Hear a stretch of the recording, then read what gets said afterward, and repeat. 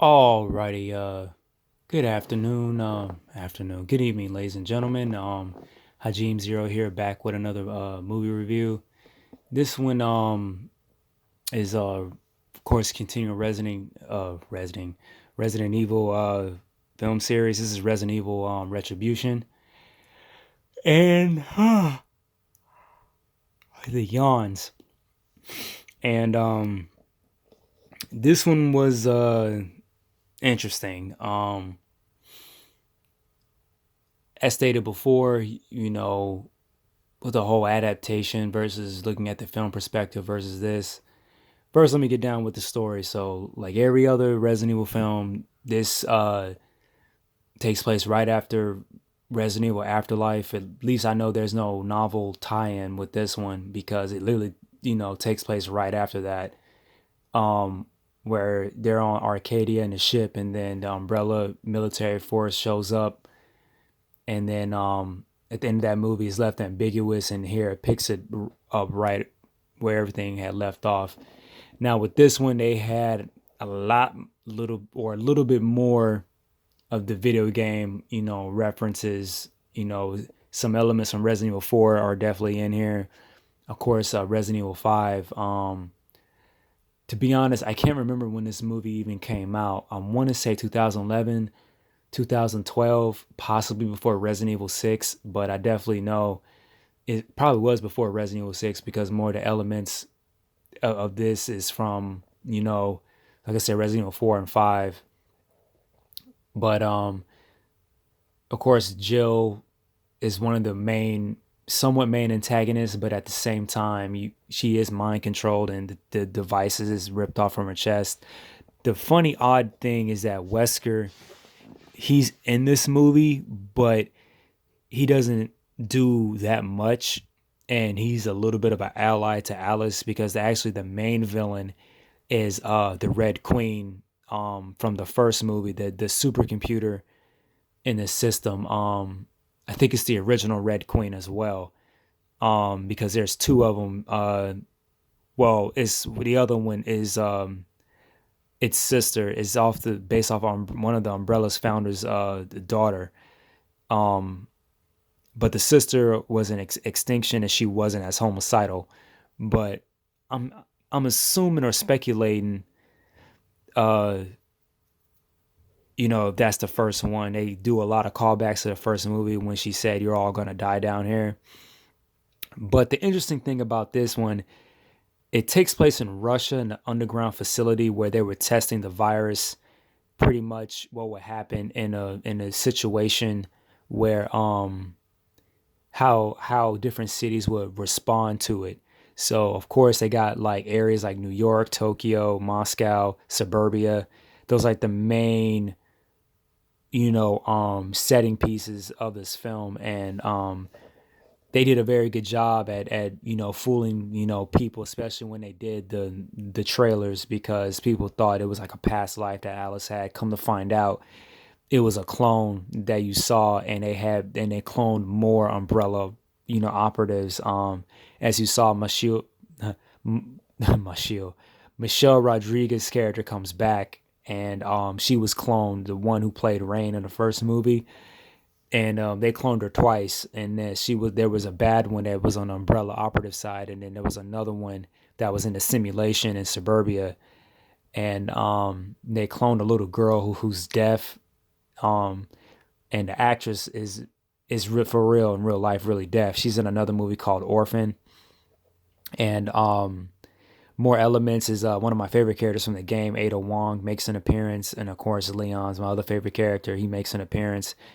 Both of those characters have more of their Resident Evil 4, look versus their classic look, or original look. But when in Resident Evil with Leon and um, Ada, it's more of their later incarnations of costumes that people put on them. So, that was very interesting, and I noticed that immediately because that was one of the reasons why I like Ada. She's that nice, sexy spy with that red dress, and I don't even like the color red, but she looks good in it, and with that short hair. So, like I said, my favorite two Capcom women, they're both Asian. It's Chun Li and it's Ada Wong. Yeah.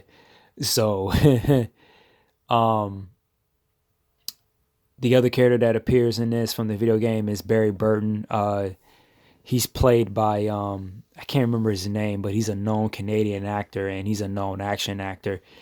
If you see my review on Legion, he was the guy that played Gabriel. He plays Barry in this. And also I should have went down the whole cast. Of course, Milla Jovovich is in this.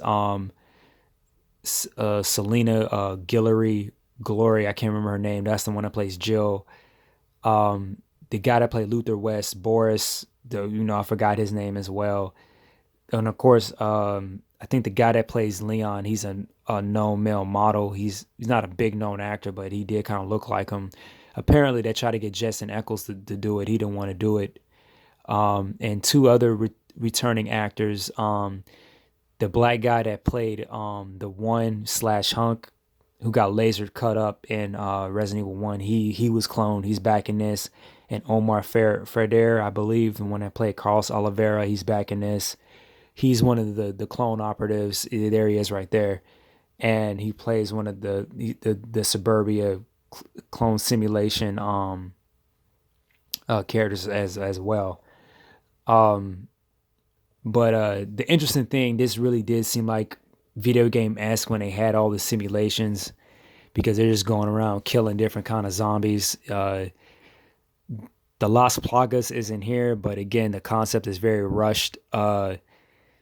And of course, those flowers, faces do come out, and as well, one of the mainstays with the Las Plagas zombie virus characters where they can pick up weapons, and on here, as well as the Ouroboros virus from Resident Evil 5 in Africa, they're picking up weapons, and one of the mainstays was one of them picking up a chainsaw. And of course, the executioners make a return. There's a lot of, callbacks to a lot of the monsters. The main funny thing that I noticed so far, because I haven't watched not Retribution, the final chapter yet, but with this one, there were the zombie dogs. One cool monster concept idea I did like was the super ooper liquor. It's like a hulking size of the liquor, and I hope they eventually put that in one of the games eventually, because that concept, it didn't look bad. Like, you might see it in a minute with the Moscow chase for a few seconds, but that thing looks scary. I'm assuming hopefully when they remake Resident Evil 3, it might make an appearance, because that was a original monster creation they created on their own. It's a much more mutated version of the liquor. From there, you see, there it is right there. It's all big and green and slimy. The only cheating thing about that thing, I think in the movie universe, they're not blind, versus if you play the video game, they are blind. Yeah, but and a lot of people didn't know that, because it'll jump through the window through the police station. People freak the fuck out and they run, and it chases them. But like I said, I was mixed on this, because it did seem hella rush, because Resident Evil 4 and 5 were a staple, and like I said, 6 didn't come out yet, so they were trying to put more elements in, heavy on the video game tie-in as possible. Even those if you play Resident Evil 5, those bat-like creatures that spawn out of people's heads when you bust them open, it's not like a parasite, but it comes out of them once you kill them. Those make a cameo appearance at the very end when they're in Washington and the whole world is flooded with those mutated creatures. And pretty much with the whole premise of the movie as a whole, Alice is trying to escape this facility and rendezvous with Wesker to save humanity from extinction. That's pretty much the whole story right there. It's really no heavy, deep translucent plot. It's usually just them trying to survive every single movie and try to stop Umbrella from what they might be doing at different parts of the world. I did get a little bit of a Code Veronica a vibe a little bit from this, mainly because of the setting. The only difference was that if you played Code Veronica, it was in Antarctica at one point in the story of the game. This is in Moscow, Russia, right where the Soviet Union's military and the submarines were had frozen and stayed still. That's where the whole facility was at. It was clever and slick how how they said that Umbrella had built everything on top of the politics and the political turmoil that was happening in Russia at one point, and even how they described how they sold the virus, how Umbrella had really made a huge profit. You know, they would do the simulation there. Well, they bought it first in Russia. They would do one simulation in a mock view of Russia, and they would say, okay, then another nation would see it, you know, either one of the Asian countries, and then they'll sell it to them, and then they would, of course, attack whoever the enemy is.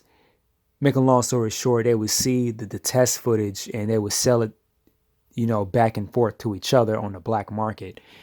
Of course, the movie did do a better way of explaining it, or someone else can explain a lot better of a company that has bioweapons or some kind of major weapon, and they have no major allegiance. They just, whoever's paying, they'll give it to them. You know, whoever's buying, they're paying.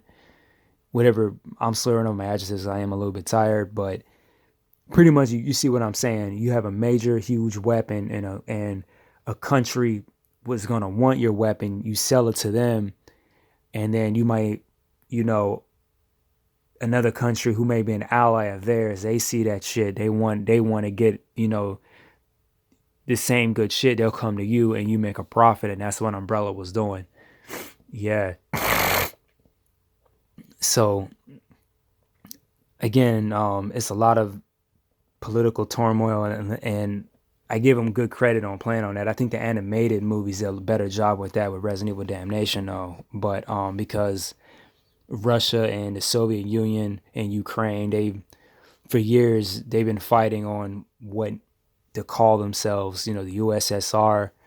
They want to be independent, but I'm not into Russian politics, so I can't really speak on it. Love their women though, but that's as far as I'm gonna get on talking about it.